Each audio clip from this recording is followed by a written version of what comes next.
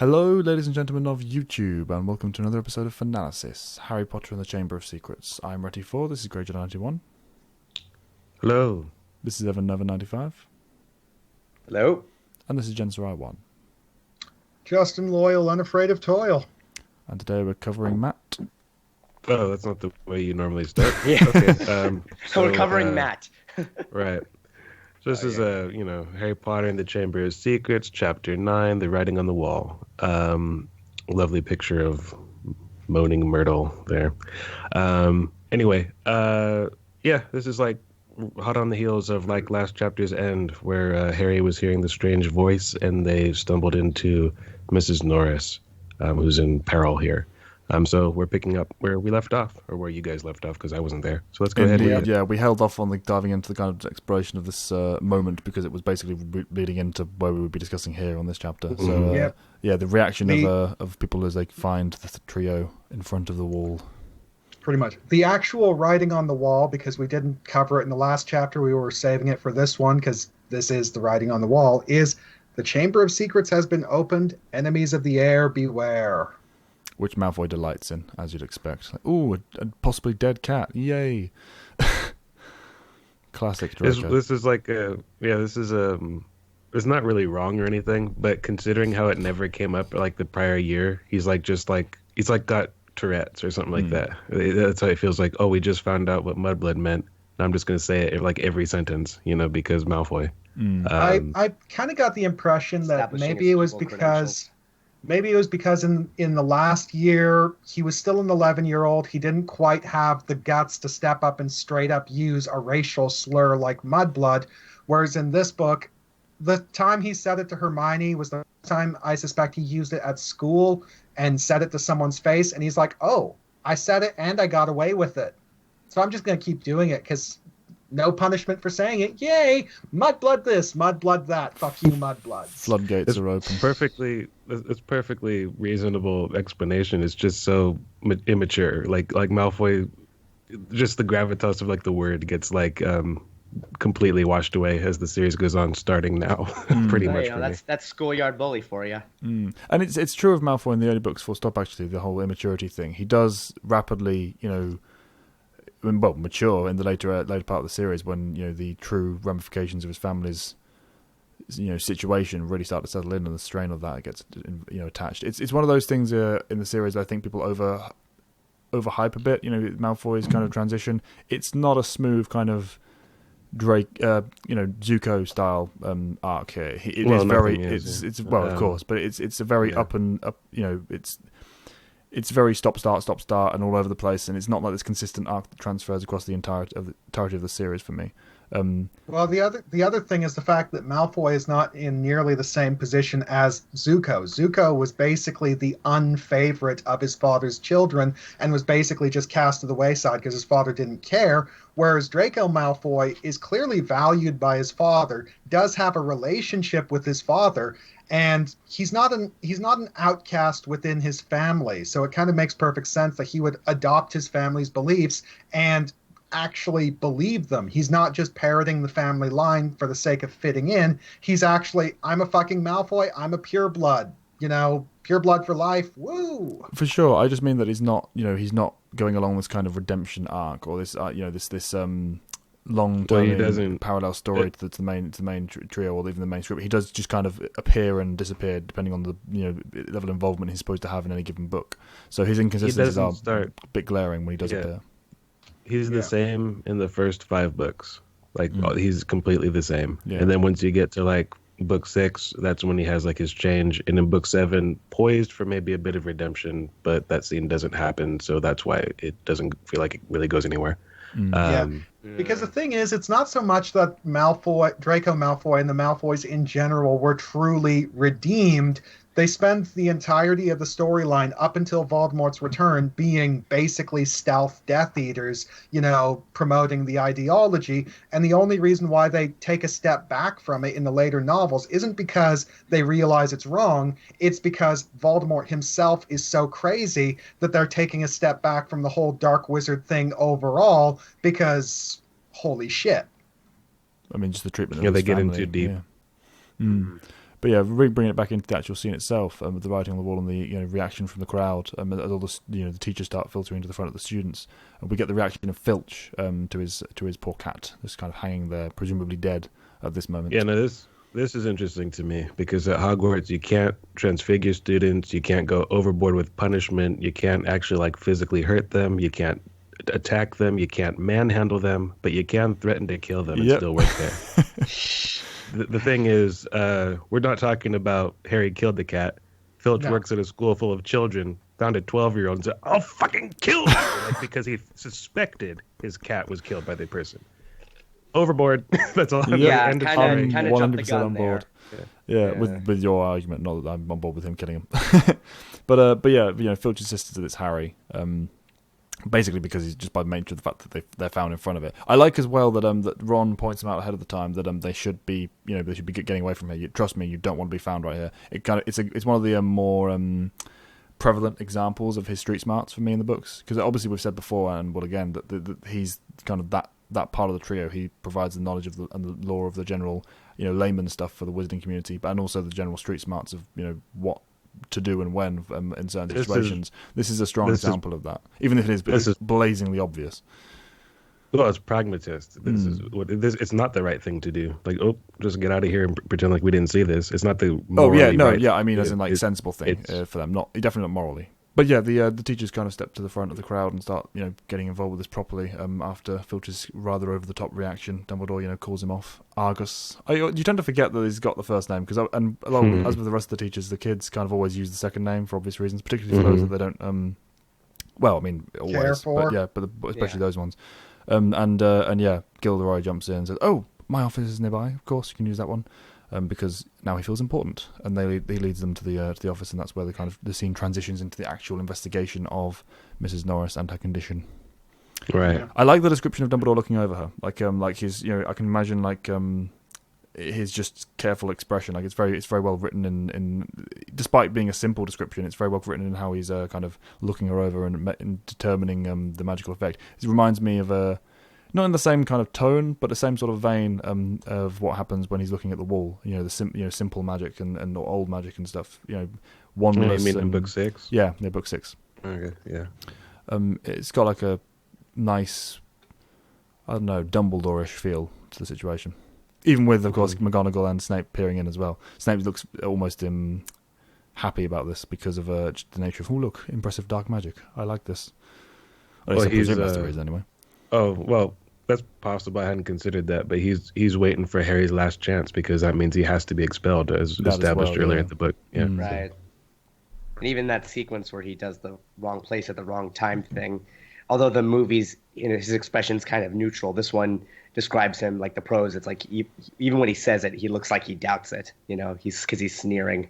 Yeah, the Snape softening a little bit, like the movies. That being said, I did kind of enjoy the delivery in the movies, because it starts out as just a casual thing, almost as if he's just deliberately dropping this little hope spot, and then he says, "Nope," and ratchets up the Snape again. It plays well on screen, that's for sure.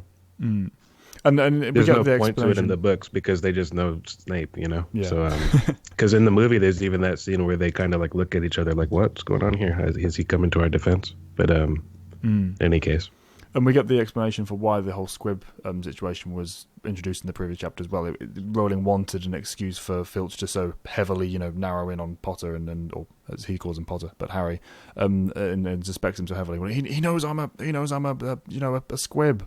That was the only real reason it had to be introduced in the previous chapter. Well, I mean, it makes sense going forward because he's not the only Squib in the series, so you need to introduce it. It makes sense. No, for sure. Well. But I just mean that's particular moment to bring it in, because otherwise that chapter, it's kind of like she throws a few things in there that otherwise weren't that significant. Vanishing Cabinet, nearly Mrs. Nick's whole situation with Moaning Myrtle later on in the book, and then obviously the Squib situation. The Squib felt like it was perfectly natural to come up there. It didn't feel like at the first through first reading it was in any way irrelevant, but there was definitely no real reason to put it precisely there outside of this reaction from Filch.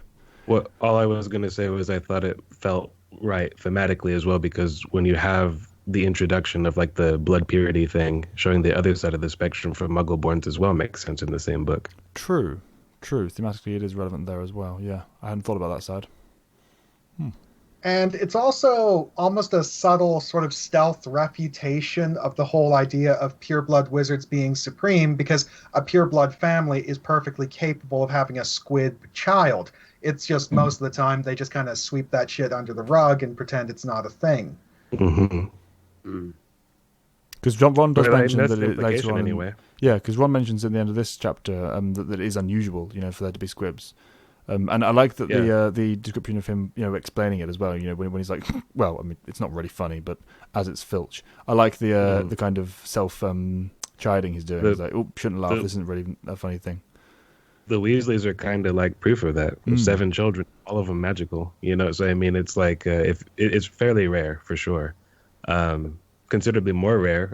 I never got the impression that Muggleborns were rare. You know what I mean? Yeah, like, likewise. They're just, there's a stigma against them, but they're not unusual. There's lots of them just in the 1 year. So there's got to be plenty in the world and in the rest of the school. But Squibs, not so much. I don't even know how many we meet.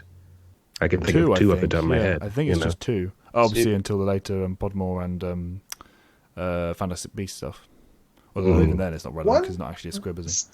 Seeing as we are discussing mudbloods, squibs, and purebloods, one other thing that I kind of noticed that even Rowling herself admitted to is that the actual school year, the number of students in Hogwarts during the years that Harry is in Hogwarts, seems disproportionately small.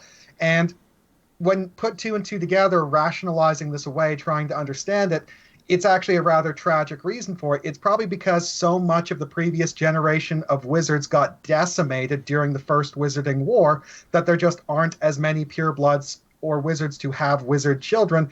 And as a result, a huge number of students at Hogwarts at this time period are Muggleborns. I'd be willing to bet money that probably more than half of Harry's year are Muggleborns. And the funny thing is that this means that Voldemort has already shot his cause in the foot because he wants to purge all Muggleborns, but that means purging more than half of the current generation of new wizards currently being brought up.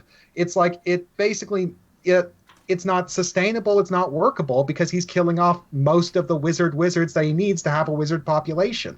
The half-bloods as well is kind of the bridge between the two because there are a lot of them in the year group as well. And that's kind of been as Ron said in the previous chapter with the discussion of mudbloods and murderers. That's the kind of the thing they've done to stay alive. They have to have mated with the Muggles because there's no other way of keeping their population going. So it's interesting what Connor brought up. Like that last point you're talking about, Callan, as well. Voldemort's at least aware of that because he accepts that truth. He's not didn't like it, but I mean, and not because he himself is a half-blood, of course. He's crazy, but I mean, yeah, I mean, even he recognizes there aren't enough pureblood, families left to keep it, only that.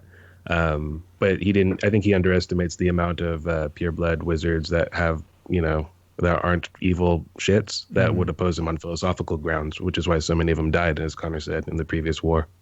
To say nothing of the fact that his hate would probably extend beyond that anyway. He's not the type of person that had a particular philosophical message. He was just, I hate anything that's this way. Let's destroy it. It would have found something else after they'd have been wiped out anyway. No, he does. So. Yeah, he doesn't have a compelling philosophical message, but his philosophy is one he strictly adheres to, at least in his own life. Yeah. Mm-hmm. It's like he may not be very consistent when other people are examining his actions, but he's consistent in his own mind. But the trio defend themselves, obviously, with the explanation that they were in the Death Day party, and that there's hundreds of witnesses for them, so they've got that going for them at least. But of course, Snape steps in again with, why didn't you return to the feast or head straight back up to the common room? And then Harry kind of dodges the explanation of their voice because, even in the magical world, as Ron says later, probably not a good call to state that you might be crazy. The unfortunate reality, of course, being that everyone in that room would have believed them, or at least most of them, because Dumbledore, McGonagall, Snape, who can read minds, all that jazz. So he just goes for that. Oh, we just weren't hungry. Well, the funny thing is that they could have easily justified, explained it away by saying, no, the reason why we didn't go for the feast is because the ghost food was so bad. We're freaking trying to hold it down here. Oh, we're God. nauseous. We can't stomach food. Yeah, like, holy fuck. That would have sold. Yeah, we ate rotting like fish. If they were really quick thinking, they would have said we wanted to visit Professor Lockhart for like an autograph or something. Because or Hermione in the toilet. Yeah, that works as well. Well, his office was right there. His line Yeah, but and he could then vouch for them. So. And as he would be. And the funny thing is that he's. Oh, sorry, go on. You go. The funny thing is, since you mentioned Lockhart vouching for him, is that's exactly what happens in the film, because the Death Day party is omitted. Instead, it's because Harry was doing detention and Lockhart basically forced him to sit down. That's a good question, because that's really just like Ron and Hermione just bumping into Harry after he's done with detention. Like, oh, there you are. Oh, you're just in time to hear the strange noise with me. Come. I forgot about that. It is an unusual change. It is a little convenient. I can totally understand why they cut the Death Party, of course. Death Day Party, of course. Yeah. But yeah, it is an unfortunate circumstance of that, having the coincidence to be, oh, there you are. They were just a part of it. But we do get Gilderoy flapping about here as well, was what I was going to say. The whole, oh, yes, of course, I knew she was petrified after having just said that, oh, shame I wasn't there, she wouldn't have been killed. So, yeah, the most obvious and painful, face palm here with him just flapping about in the background. It does kind of make a little bit of sense, just talking about Gilderoy Lockhart and the reasons for him being hired. It's the fact that Dumbledore knows that with the curse in place on the Defense Against the Dark Arts role, there's no point in trying to hire a good Defense Against the Dark Arts teacher because something horrible is going to happen to him. So I wonder how many times he's decided to use the Defense Against the Dark Arts position to get rid of someone he doesn't like while keeping his own hands clean. It's like, just hire him on as the Defense Against the Dark Arts teacher and the curse will deal with them and I don't have to lift a finger. I have a suspicion that not that many horrible things happened to too many people before Quirrell, because otherwise it wouldn't make sense for Snape, who's worked here for a long time, to want the job so much. Yeah. It's got to be like, and to be fair, all that happens to Lupin is, he gets fired, for example. He's not really, on the list on the spectrum, that's not good because this school kind of getting into a secret, but on the scale of what's happened is would you rather end up Lupin or Quirrell? Easy choice, it has to have been more mundane, circumstances in the previous versions. And also at this stage in the series, we haven't had the only 1 year established thing. It was always not very long, Hagrid said. It's something they've struggled to hold on to them. It's getting harder and harder. It wasn't until later on in the series where you get they only last a single school year. That's true. But that kind of retroactively makes it the case that no one's lasted that long. Oh, for sure. It makes it makes the equation more complicated because it means he had to find one every single year rather than every few years. The number of people that have been affected by this, in whatever way they have done, it skyrockets as a result of that kind of hard lock. And early on, when the curse first, not really, maybe not early on, but in the middle, it probably didn't matter that much because after Voldemort was gone, probably nobody cared that much about Defense Against the Dark Arts. So it was like the golden era without Voldemort, and everything was hunky-dory again, before the dark times come back. So it probably wasn't something most people thought they needed much anymore. Voldemort's gone, he's not coming back. Wonderful foresight. Well, the problem is that no one can understand how Voldemort survived because, Horcruxes are not common knowledge in the setting. It's like Horcruxes are so freaking evil that even a lot of the most infamous dark wizards of ages past are saying, no, we're not messing with that. That's bad shit. Bad juju. Keep that away. I'm not doing Horcruxes. I may be evil, but I would. Yeah. I'll destroy cities with fiend fire, but I'm never making a Horcrux. Yeah, most people, there's a difference of a conflicting opinions, shall we say, on whether or not people even think that Voldemort is down. Hagrid believes that he's not necessarily returned, or he's not necessarily dead. There are people who think that he's imminently going to return any day. That the whole culture of fear behind it is going to be skewed depending on what who you're talking to. So the need for Defense Against the Dark Arts is just so on the individual that Dumbledore probably didn't have to worry about it very much. Yeah, I think he probably did try to find suitable people whenever he could. But this particular year, there was 0 applicants. Yeah, just Gilderoy. Well, Lupin's not ready yet. Even Gilderoy. Yeah, it's also probably because if Quirrell is the first Defense Against the Dark Arts teacher who actually died, like people are probably like all the potential. It's like the fact that the position is jinxed and no one can hold it for longer than a year is probably known, but no one took it seriously because they just figured, okay, I'll just sign on for a year, whatever. Wait, someone died? Yeah. Nope. Yeah. That was And the actually only one true, yeah. foolish enough to step in now is Gilderoy. Because I'm here, I'm Gilderoy, and also I can sell my books, like to that's everyone the who main has to reason. come Yeah. here. The book thing. God, Jesus, how much money must he have made? But yeah, the next few, like it has lot, to be a lot. Yeah. Oh, I mean, think about it. I mean, how many people that's Hogwarts? Certainly upwards of Well, how many were there? thousands. 7 books? Like, So 7 times what? Conservatively 1,000. Then that's a lot right there. Because those and then books weren't however cheap. many galleons per book, like it's a lot of money. It's a lot. And he gets salary for a year, so for him it's like win-win-win. And I can also spread my fame to all of these, gullible children. And that's just the school. These Yeah. are all on the bestseller list, So yeah. But we get the kind of next following days as well. The kind of reaction of this news, as always, spread like wildfire throughout the school. This one at least has more justification because actual news rather than just gossip. Yeah. And we get the kind of mention of Ginny being upset about it for obvious reasons. Although, well, no, not obvious reasons at this point, but retroactively obvious reasons. Yeah. Another good thing in her favor. I like that Ginny, because Ginny comes up quite a lot in these last few chapters, and the next one as well. But it never read for me the first time through that too obvious, in any way. It was just like, oh, of course we're getting these illusions because people are talking about Ron's sister. That's the connection, and particularly when Percy's example here. But yeah, we get the reaction from the rest of the school as well. Hermione's looking to try and get, as is the rest of the school, a Hogwarts of history. I bet Madam Pince has never seen those things fly off the shelves as fast, with references to the chamber. It's like, why is everyone wanting these dated books that no one has ever read before? Yeah, she probably doesn't know either because it seems like she never leaves. She probably doesn't know much about what goes on in the school. But yeah, we get the acknowledgement of the Justin Finch Fletchley thing. He's now scared of Harry. They haven't quite twigged why yet, but yeah, he's keeping his distance in the potions class. That's because those pesky Hufflepuffs are behind all the gossip at Hogwarts. That's why. Yeah. First to suspect Harry. they really do have a very extreme reaction to this, don't they? They kind of turn, for people who are extremely loyal, they turn up here on him like that. But yeah, Harry's confused by the Finch Fletchley thing because what did I do to you? He's not quite twigged like the connection at this point in the chapter, and Hermione kind of explains the whole situation with the books.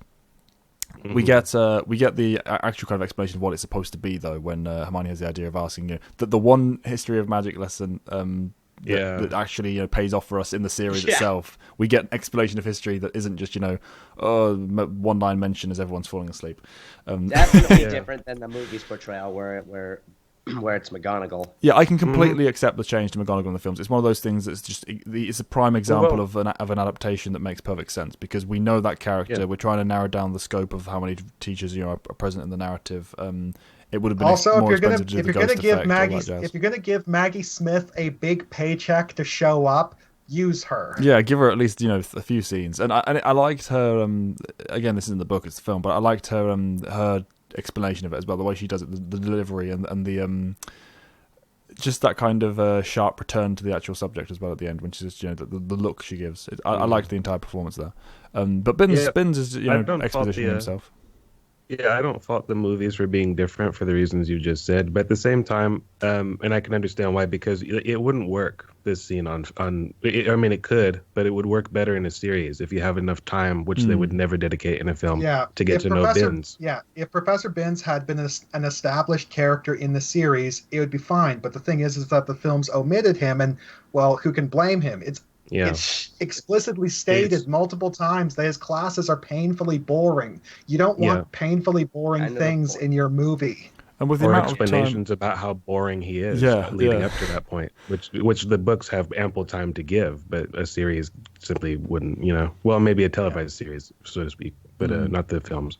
And even if they'd chosen to go the route where they do, keep him be the one who delivers the story, it would have been a case of, because even outside of the scene, he's not heavily prevalent in the narrative, so he would basically appear for that one scene and then disappear and not have any relevance again. So it makes sense on even that level to use someone that we're going to see recurring in the film.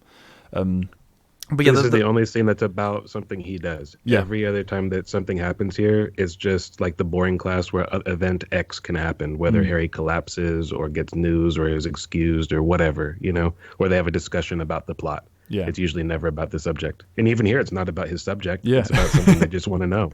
As he gets progressively more frustrated about. But yeah, we get the explanation of what the Chamber of Secrets legend is and how it relates to the school and the different attempts to unearth it that have failed and leading to it to be recognised as a legend rather than historical fact. And as well as the explanation that Salazar Slytherin was the origin, or at least one of the originators of the concept of blood purity. And wanted to keep that kind of mentality in the school, and it would be the reason for his departure. So, nice little bit of background lore that helps set up the main conflict of this story. It's also nice because it's not especially obvious at this point, if you've never read the series before, that Voldemort is your bookly antagonist. Like every book has to deal with him. So this might be set up for like a different antagonist. It doesn't really end up going that way, of course, because of the bloodline. But you're not quite sure what you're in for. So this is nice breadcrumbs from that perspective. Yeah, very true. The most amusing thing to me about this is how he doesn't know his students' names. Miss Grant, Miss Feather.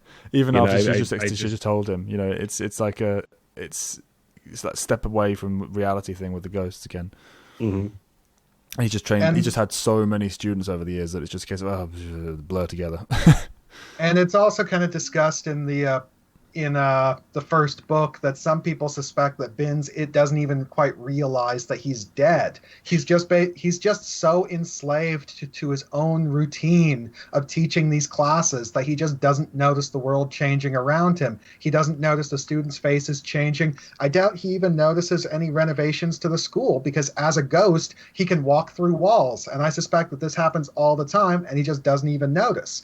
Like maybe the reason why he enters his classroom through the blackboard is because when he first started teaching, that's where his door was. There was a door where the blackboard used to be, and then someone installed the blackboard later, but he didn't notice because he was so caught up in his own routine that it's just like, did I just walk through whatever? Even less of that. It's just the case of he's on autopilot, so he's not even paying attention that he came out the blackboard. Is the more likely story. But yeah, it's just That's an interesting question though, because it raises the point, like, how long can this guy teach? Because clearly he's not up to date with current events. Precisely, that's my next point. Yeah. I mean, we know that he can engage with the students in the modern era. He's not just on autopilot and just no one can stop him from talking or anything. He can respond to questions like as he is here. But how much of that awareness? This dude can't read books. Yeah, he can't physically interact with books. How does he learn the new stuff? Yeah, how retentive is he with this new information that gets put in his head? Because it clearly isn't good with names. So is he going to be of much use for much longer? Yeah. Will the students of Hogwarts get lucky and get someone who's actually engaging for their history of magic teachers? Maybe they just move the classrooms and this guy carries on teaching an empty class. They just leave him to it. It's just leave him to it and just tell all the ghosts, hey, Professor Binns is hosting a lecture in the old history of magic classroom. Why don't you attend so he doesn't notice that he's not actually our teacher anymore? Oh my God, this guy was teaching during like the Battle of Hogwarts probably. I just realized that. Yeah, or his equivalent of joining the battle. That'd be funny. Lecturing them. Do you not know how this battle ends for you? They're always the same. Look at the cycle. Just shows up in front of Voldemort and starts lecturing him because he's the one guy who can do that, because he's a ghost. Voldemort can't do anything to him. Well, we do know there are ways of dealing with ghosts. The Ministry has ways of interacting with them, because we know from Myrtle's being dealt with. True, but do you think Voldemort himself is aware of those methods? Or would he just refuse to look into them because of his own intense fear of death? I imagine Voldemort could go either way. Could go either way on that one. Voldemort is the sort of person who, if he considers a piece of knowledge superfluous, he just won't care. So, yeah. But yeah, we get the background on the founders and the confrontation between Gryffindor and Slytherin, however that manifests. We haven't yet really got an explanation of that. I'm sure we will at some point, if it's not been already put up on Pottermore again. Anything's possible these days. For the record, we don't need one. Oh, we absolutely don't. No, we absolutely don't. But yeah, we will get one inevitably at some point. But But yeah, the legend obviously going that they want to get rid of the Muggleborns, and he left the creature behind to do just that at some point. It's kind of left vague on what his plan was with it. Just, he'll grow up and someone will open it at some point. Yeah, it's not like a very defined plan. it really isn't. That one's like when you kind of have to hand wave. I'll just leave a big nasty monster in the bowels of the school, literally in the bowels of the school. And then see what happens when eventually an heir will come and maybe they'll find the thing by accident because they're not exactly getting left instructions, presumably. Yeah. Of course, the funny thing is maybe the idea that if you actually sat down with Salazar Slytherin and talked it out, maybe he did have a plan that actually did make sense and added up. But the problem is that it got forgotten because the whole Chamber of Secrets thing was basically just shrouded in legend. So... he was passing the knowledge down, and someone in the line gave up on it. It's like, whatever, and didn't tell their. Well, it's like look at one of the gods. Yeah, but by that point, you think they'd have too much work. I'm going to stay home and do nothing. You think it would have to get them? They weren't good enough to get into Hogwarts. They failed their tests. It would have to cut off before then because they'd be exactly the kind of people who would be motivated for it, even if not. The other possibility is because of what happened to Slytherin's descendants, the Gaunts. Maybe they lost the knowledge because it's like because the house fell into obscurity and poverty and such. Maybe it's like they finally hit the point where it's like, okay, we got to sell off our magical library to put food on the table because we're just that poor. God damn it. And not realizing that the one book that explained everything about the chamber got sold off and is now a lost relic. Yeah. But the other thing that happens next of significance really is after Ron refers to Slytherin as a loon, and both him and Hermione kind of agree. We'd have gone home if we'd been put in Slytherin.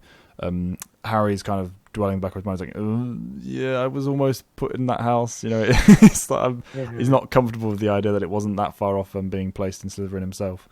Which I like. It's a nice little bit of a not self-doubt, but you get some kind of what's the word? Not lamenting. Self-reflection. That's the one. Reflection. Thank you. Some internal reflection on Harry's part, which we don't get to see too often because she likes to keep the pros and perceptions of his character focused mostly in the present. So when we do go back, it's nice to see the kind of or inwards, I suppose, for his character. It's nice to get to see that on the rare occasion. But if anything, the next thing that kind of comes along in the chapter is Colin, running down the corridor, is getting pulled away by the crowd, shouting, "Hey, Harry, did you hear that someone was calling you a what?" And that's the thing that jogs Harry's realization is, oh, they think I'm the heir of the Slytherin. Of course they do. And the first question of, "You guys believe me, right?" To Ron and Hermione, kind of enters the fray. Yep. He said, "There's a boy in my class, right?" There's a boy in my class. $10 says that boy's a Hufflepuff. Oh yeah, yep. Absolutely. As for Harry's question, it wasn't me, I swear. Gossip mongers. Yeah. As for Harry's questionable relationship with the wizarding community, where one second they love him, next second they hate him, the funny thing is that actually kind of makes a little bit of sense to me because of the circumstances behind his quote-unquote defeat of Voldemort. There's so much uncertainty around that. No one knows exactly how it was achieved. And what was mentioned in this book, the idea that Voldemort was targeting Harry because Harry was destined to be a great dark wizard and he was taking down a potential rival. The funny thing is that for someone who doesn't have all the facts, even Harry doesn't have all the facts, that's actually kind of that kind of makes a little bit of sense because Voldemort is the sort of person who would do that. Like, that was the point behind taking down Harry. He was taking down a potential adversary.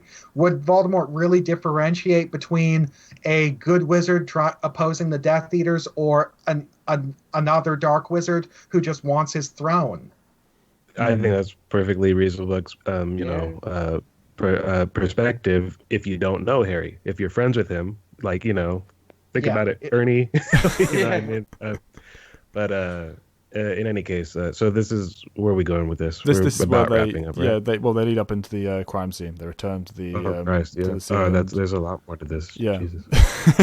they return to the scene of the crime and kind of begin their investigative journey, as these three are natural detectives, as we know, particularly Harry.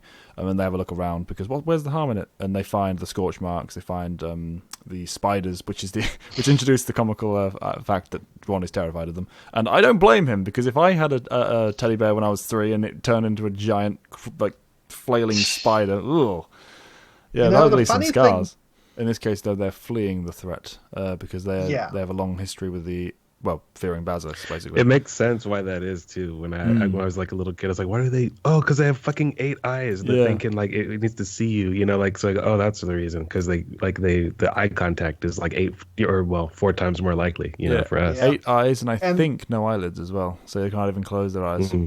And along with the revelation of Ron's fear and the spider discovery, which comes up later, of course, in the story, we get the look at where the water had been found. And they enter Moaning Myrtle's bathroom. I like the immediate, can't go in there, it's a girl's bathroom. And everyone's like, Ron, honestly, leads them in, knowing it's deserted. I love those kind of quiet trio moments. They always are enjoyable for me. And we get the discovery of the Moaning Myrtle bathroom, which becomes kind of a mainstay in this particular book. And the series later on, of course, it's one of those parts of Hogwarts that gets returned to. But this one in particular is where they kind of set up camp, and it's one of their mini HQs where they hide the Polyjuice later.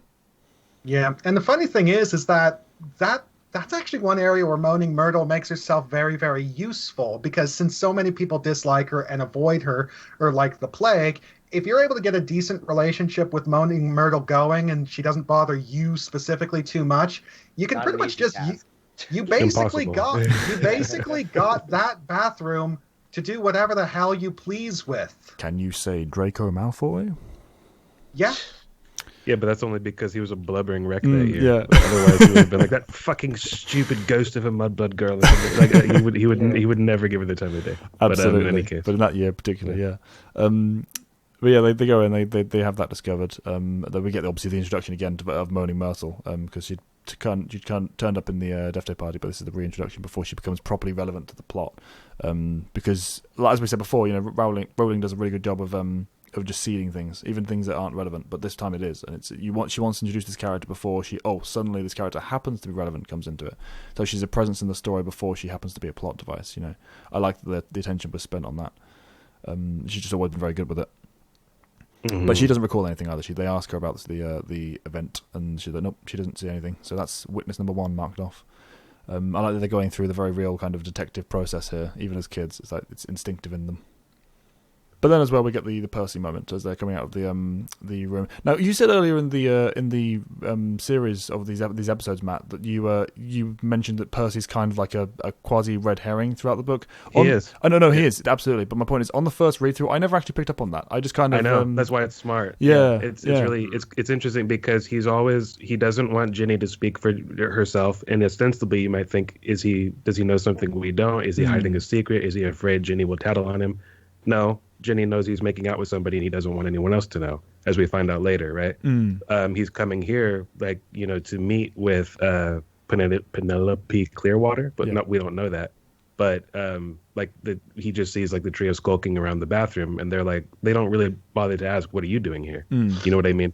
As time goes on, when they're trying to bust Malfoy, Percy shows up and he's like, oh, that Peter Weasley, what's he doing here? He's probably trying to get the answer. So he's skulking around the school, and it's a very mundane thing. He's just trying to meet his girlfriend.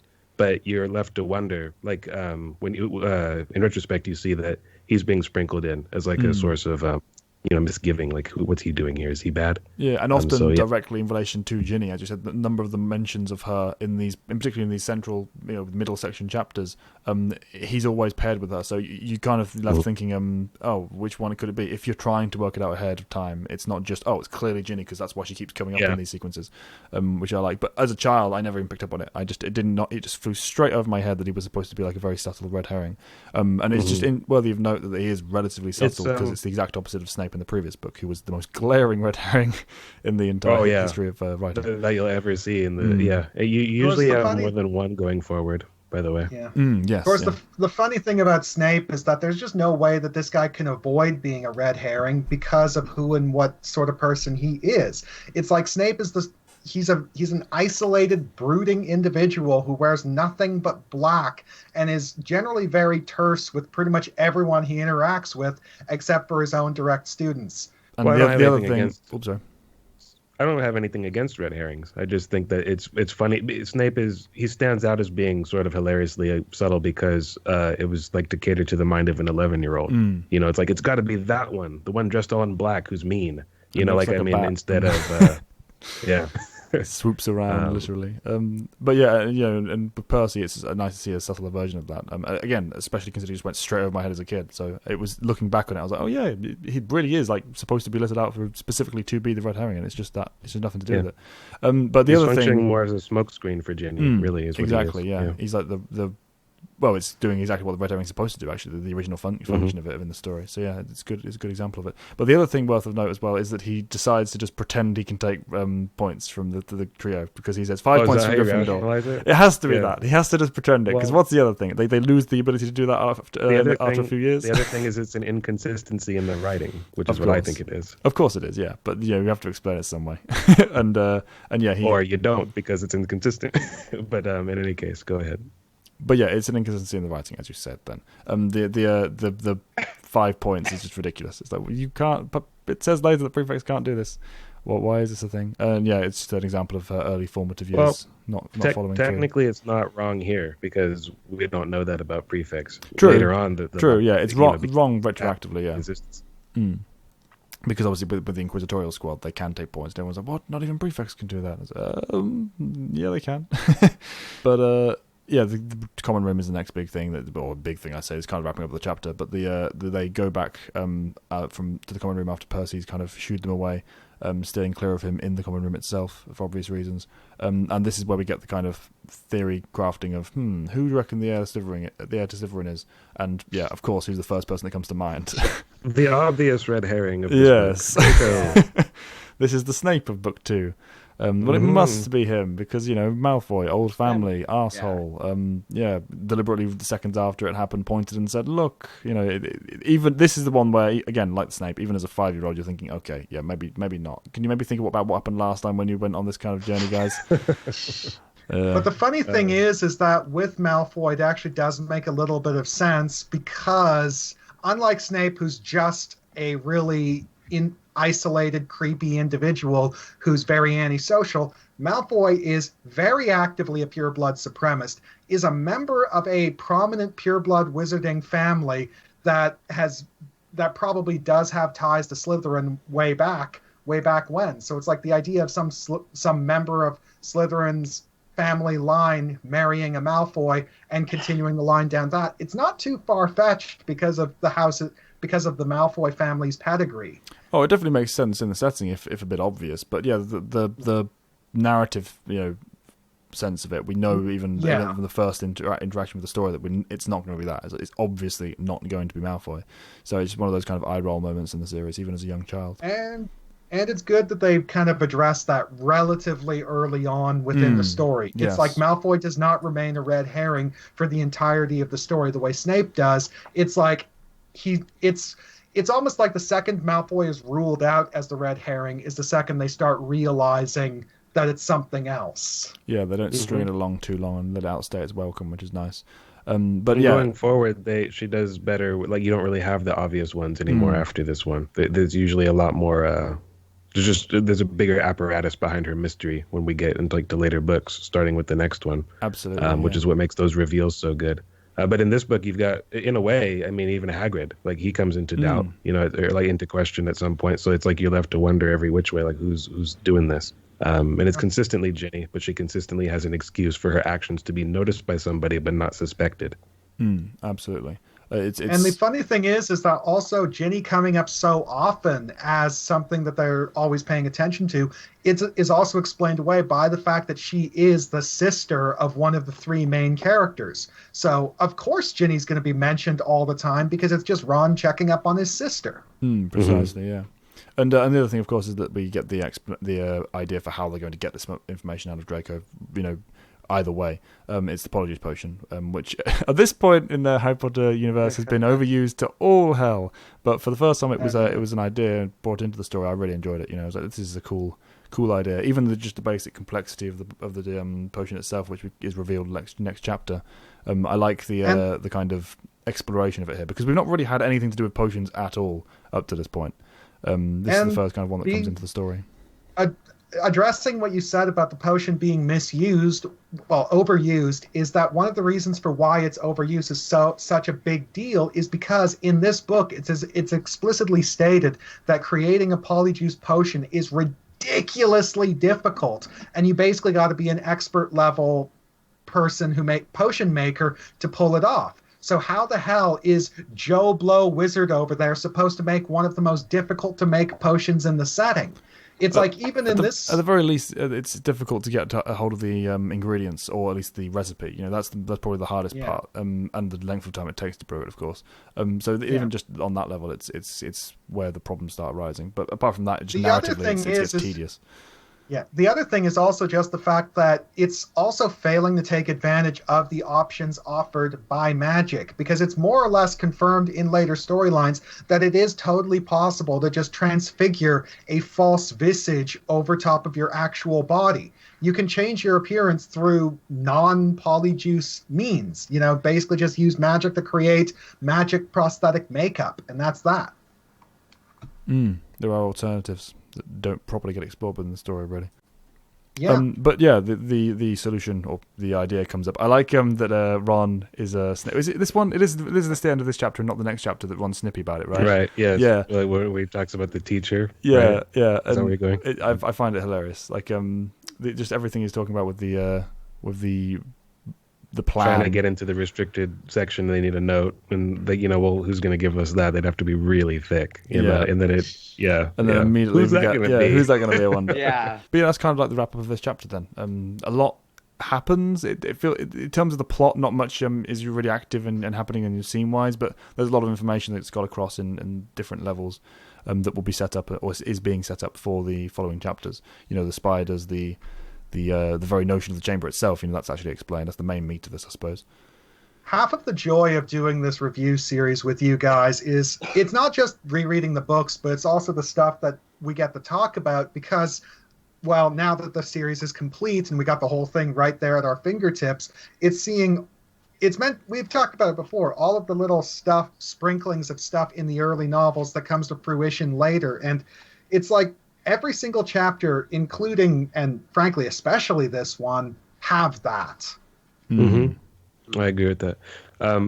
One thing I like about this particular chapter is I don't normally praise Attack of the Clones of all things, but I do like the idea. I don't like Jocasta Nu for this reason, like that whole thing about like how if something doesn't exist in the archives, it doesn't exist. That attitude, just know that's ridiculous.